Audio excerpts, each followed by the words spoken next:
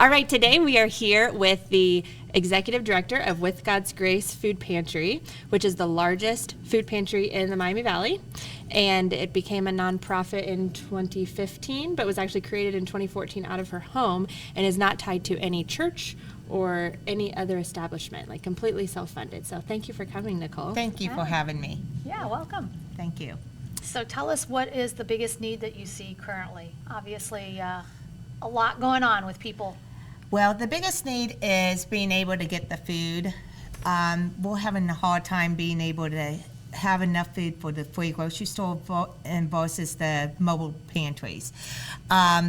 With the food prices and the increase that's been going on, it's been hard even from the Dayton Food Bank to be able to secure food for the agencies that they are part of.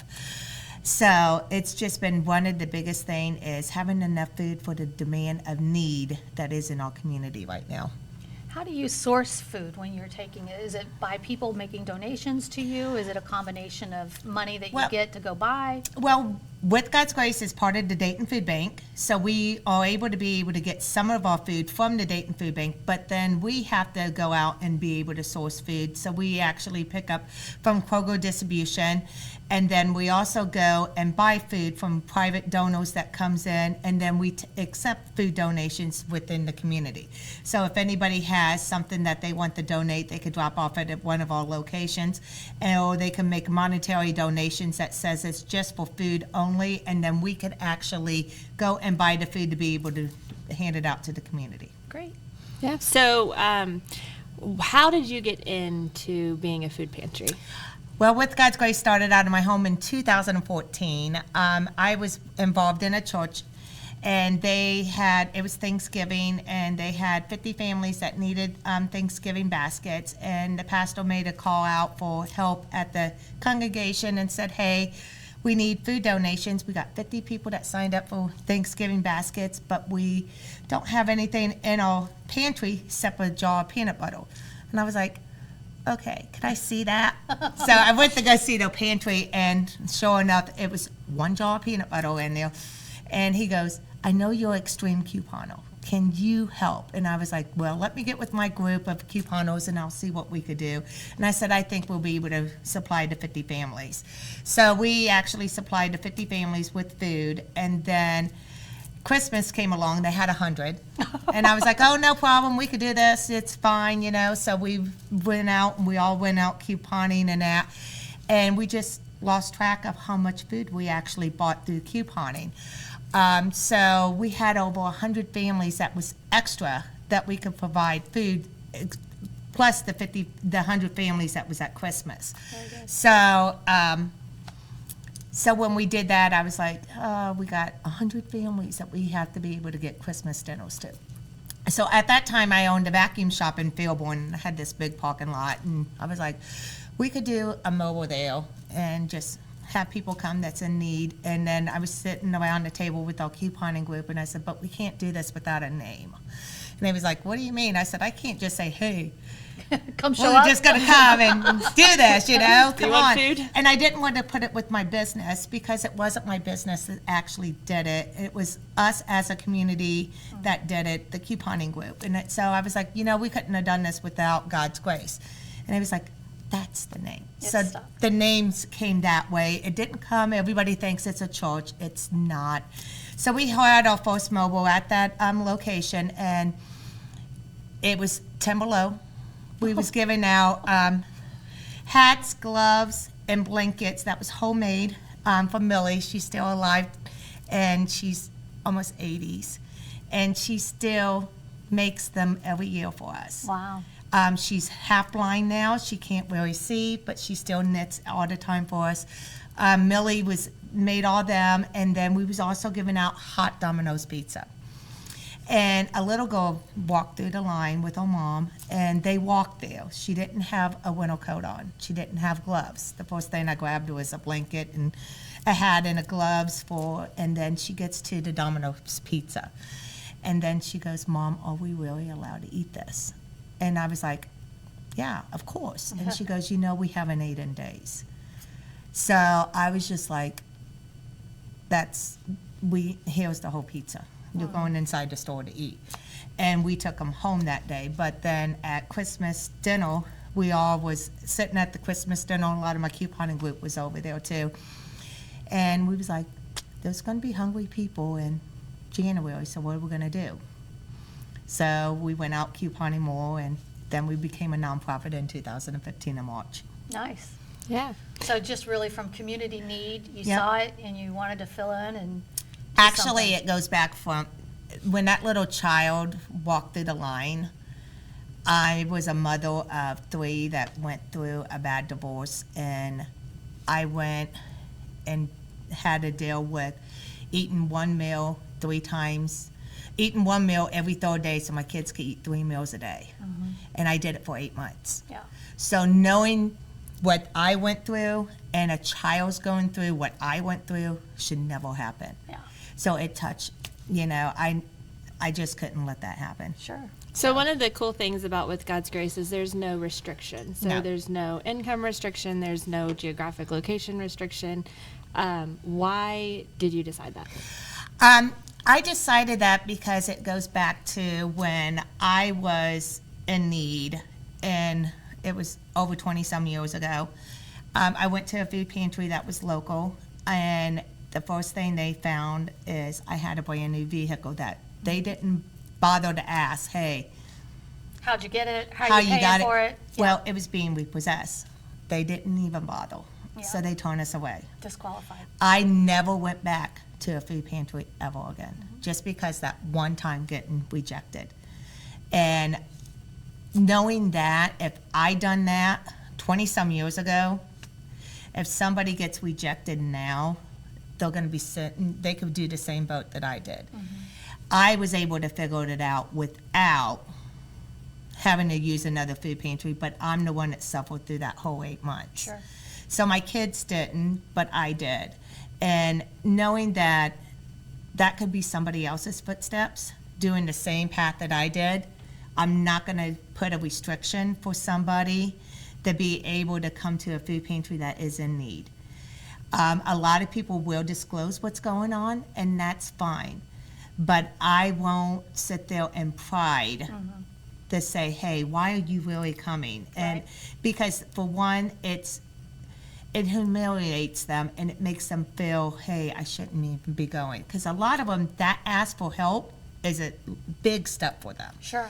And they can't cross that if they feel like they're going to get, hey, ridiculed or what's Judged, going to yeah. judge, why are you coming? Yeah. So we do offer a step-up program. That is the free store. And that's where I could pull somebody that's coming from the line and try to get why they are having to come, to help them move them from the food pantry line, which has been very successful. Yeah. So how did the free store come about? The free store came about in 2020 during COVID. We had a lot of people that was coming through, and they wanted to be able to get more help and more resources. And like I said, I thought the free store would be a great step-up program to be able to work with them one-on-one to find out why they're having to go to a food pantry, what can we do to remove them from our line, what resources that they're not getting within the community, if they're getting food stamps, if they're getting medical, if they could even qualify for it, if they need more schooling, if they need a better job. There is so many reasons. Some of them is just because of medical bills. And they just didn't know that they could get different insurance that could cover that a lot of them don't know how to navigate the system. So the free store is basically a resource center to help them navigate what the hardship is, figure out a game plan to help them remove them from the food pantry line. We are seeing 95% of our clients that's coming through that is able to be removed from the line. Nice. That's awesome. So, what are some other type of things that you do at the free store? Because I've seen online, like, Halloween handout and like Christmas. With God's Grace does a couple of different things. We do the Fall Fest, which is the trunk or treat. We do that every year, and it's open to anybody within the community, and they could just come in, and it's just a safe Halloween experience. and the kids could go trunk or treating. We make a craft. Sometimes I bring my farm animals out, so they have a little petting zoo. We also do a backpack giveaway, and we've been working with Kettering Health and doing free sports physicals at that location at the same time. That's good. We've also been, we do an Easter basket giveaway every year. They get to meet the Easter Bunny, and it's really a great time. But our biggest thing is our Christmas giveaway, and all these is open to the public. You don't have to be a client of the free store, and that's what a lot of people think. You don't have to be. And we always stress it's a sign up on the Christmas toy giveaway. We turn the free store into Santa's workshop. Santa comes from the North Pole, and they get to go and shop with elves to pick out the toys, and then they get to meet Santa at the very end. Very good. Yeah. So we talked earlier about how With God's Grace is the largest food distributor in the Miami Valley. What are some of your numbers? With God's Grace does almost 4 million pounds of food a year. Wow. Yes. That's So we incredible. hand out a lot of food, and we have so many families that in the community, and it's not just Dayton. And that's what a lot of people think, we're just serving Dayton. We are serving Dayton, Preble, Green. We also do some Tip, some Clark. And some people comes from Indiana, because we got a mobile right there in Brookville. They could go, it's only 15 minutes away. And Yeah. a lot of people don't realize that. And they're like, well, they're coming from Indiana. Yes, but it's 15 minutes to that mobile. Yeah. So we have different locations. It's not just the Montgomery County area or the Dayton area. So it will actually providing food to so many people in so many different communities within the Miami Valley and out. That's incredible. Yeah, so the calendar of the different events and mobiles are on the website. Yeah. Which we'll put on. And you also have a Wednesday. Yeah. Our Wednesday mobiles is always the first, second, third, and if there's a fifth Wednesday, and it's only now from 10:30 to 1. You just bring an ID. It's a drive-through. We turned all of our mobiles into drive-through after COVID, and it's been working out Really well. really well, because before we was running out of parking spots. When you have 200 to 300 people coming and parking the vehicles, now we could just drive them through and they could drive right out. So it's worked out. We're going to keep all of our mobiles as drive-throughs. We are moving our Miamisburg mobile, so that needs to be watched on the Facebook page and on our website. That's more information to come, but might as well let you guys know we got a new mobile changing. Okay. So you're And- the first to know. Yeah, breaking news on the Real Tea podcast. So how many mobiles do you do besides the Wednesday one, a monthly?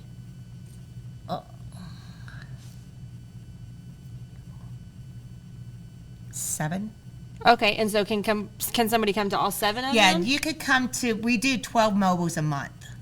Okay, and that's including the Wednesday. Okay. But we got 12 mobiles a month, but you could come to every single one if needed. We don't have that you just come to one mobile. So that's the good thing about it. Fresh produce is not going to last a month. Right. Okay? We always give out fresh produce at our mobiles. So if you go to one mobile 1 week, if we have 3 mobiles that week, go ahead and go to all 3 of them if you want fresh produce. I do recommend, if you got a lot of produce that you're getting from the mobiles, freeze some of it. Cut it up, freeze it, because then you can make it last. Sure. Yeah. That's cool. Yeah, and so if there is a viewer out there that wants to donate to With God's Grace, especially with the Halloween Holidays stuff coming and the up. and Thanksgiving Yeah. and Christmas, how do they do that? Right now, we are collecting Halloween candy, to be honest. And you guys could donate at withgodsgracepantry.org online, or you could actually mail a check to 622 Springfield Street, Dayton, Ohio 45403, or you could drop off at the free grocery store at 5505 North Dixie, or at the 622 Springfield Street. Oh, nice. Okay. And besides the candy, is there a specific need that you guys are fundraising for? Actually, right now, with God's Grace, the free store, we're trying to get a lot of protein and dairy items and to the free grocery store, because that is one of the things that we're having trouble keeping. Meat is very expensive, so we're looking for a lot of substitution, like the canned meat, the canned beans, anything peanut butter, anything that is a protein base that they could get a high protein. We also been looking at the granola bars that has the higher protein in it. So there is so many other ways that we could get protein into our clients besides just the meat. We always try to get the meat, and they always could get some meat, but it might be a lot of times chicken. It might not be exactly, hamburger or hot dogs or whatever. A variety of anything else. So Yeah. it all depends what we could get and what we could get a bulk of. So Okay. Very cool. All right. Do you have anything else? Well, I know Dayton's realtors have done some things with you in Yes. the past, and obviously, as we start getting, it feels like it's freezing in here, so hopefully you're okay. But that cooler weather that we've had here, right, is making people think about the holidays that are Yes. coming up. So this will air in time where people can hear about the trunk or treat that you Yes. have, and also realize that the time of need is greater when the weather does change like that and when the holidays come up. So I know that Giving Hearts will be there, and people will, hopefully respond to that Yeah. request for donations. If there's anything that we can ever do, like come out to an event and share some of the We would footage or love to have anything you like guys. that. It was just, I know that you are a lot interviewed online. Yes. The news channels come out quite a bit, but one of the things that's happened is that we have what's called the food deserts, and Dayton, Ohio is, highest in the country as a food desert, which many people don't realize because all the suburbs have their Krogers and all their shops and everything like that. But the city of Dayton specifically has lost out, and we know that the Jim Shopping Center over there, the grocery store is trying to make some difference there. But what other impacts are you seeing as to the cause of what's happening? Well, with the food deserts, we actually, when we do our mobiles, we try to put it in where the food deserts is. The free grocery store is in Northridge, where there's a food desert. The warehouse location is in East Dayton, another food desert. So we try to when we do our mobile locations, we got one on Salem Avenue that is in the west side of Dayton that is a food desert. You're gonna see probably more because a lot of stores is closing and they're moving out more to the suburbs. And so we all have to, and this is not just with God's grace, we all as a community have to help each other to be able to make sure nobody goes without.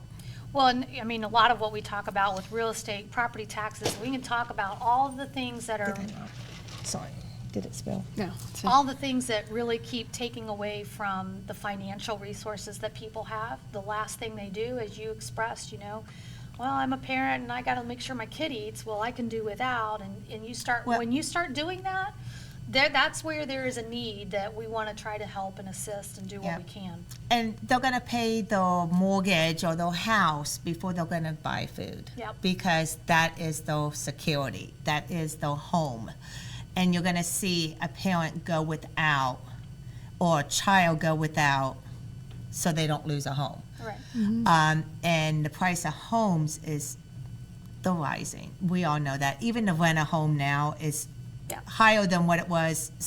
Actually, since the tornado, it's even higher now. Yes. And it's just being hard on a lot of the families to be able to struggle which bill to pay, which mortgage to pay. And we're seeing it throughout, and it's going to take time to get better. Yeah. So have you seen, because of federal cuts, like Federal EBT, WIC, things like that? With the federal cuts, we're going to see a higher demand, and it's going to keep on rising until we can figure out how these federal cuts is going to play out. We haven't seen exactly we know we got the federal cuts. We know that they're cutting, but usually they have something on the other back end that they replace it with, and we have not seen that. And that's where the problem's lying, because there's so many uncertainties. There's so many families don't know what's going to happen before when they cut something, but they gave something else back into it. And we're not seeing that. And it's even with the food, like the Dayton Food Bank. When they got their federal cut, there used to be another funding that was going to come in. We didn't get that funding. That funding didn't come through. So it's just affected everybody across the board, and anybody that's trying to help and feed the families in the community and help them, it's affecting so much.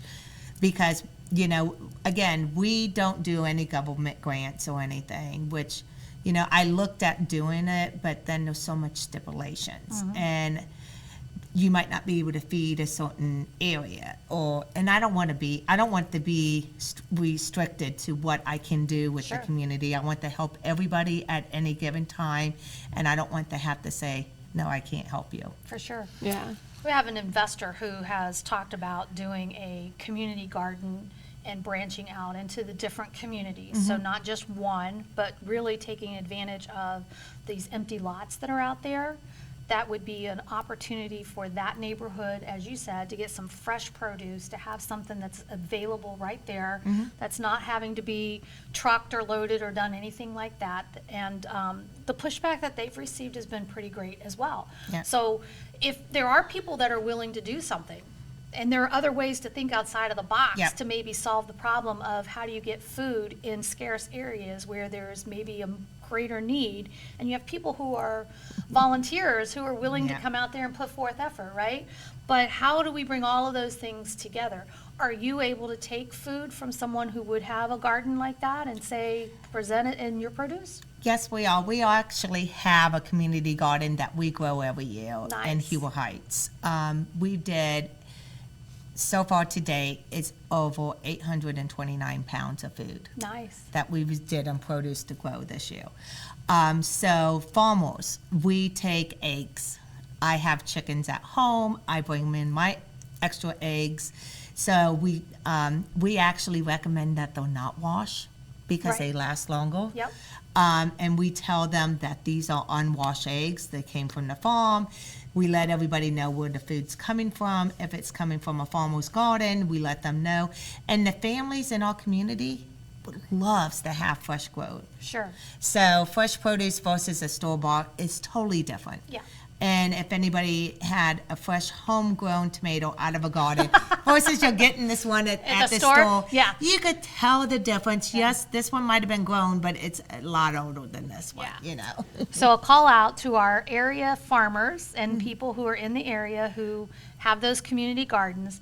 They do accept the food, so if you have surplus and that's something that you want to donate, please reach out. We're going to put all of your contact Yep. information and all the stuff that you talked about in the description below the video, and anything that we can do to help raise awareness and kick it off, do whatever. We're here for you. And I'm gonna put a praise out. One of the realtors locally, her son is in 4-H, and every year they do chickens. And they actually raise the chickens, slaughter the chickens, and process the chickens, and they brought them into the free grocery store to hand out. That's amazing. Yeah. So we take anything, farmers, if you guys are processing it and you got a lot of it, we'll take it all. Nice. Great. Yeah. All right. Well, thank you for coming Thank in and you. sharing Yeah, about the thanks. great things Thank that you. With God's Grace is doing. Thank you. Thanks for joining us today on the Real Tea Podcast. If you enjoyed the knowledge and entertainment today, please subscribe and share with your friends. We will be embarking on a journey that bridges the gap between realtors and clients, uncovering the heart and tea of real estate.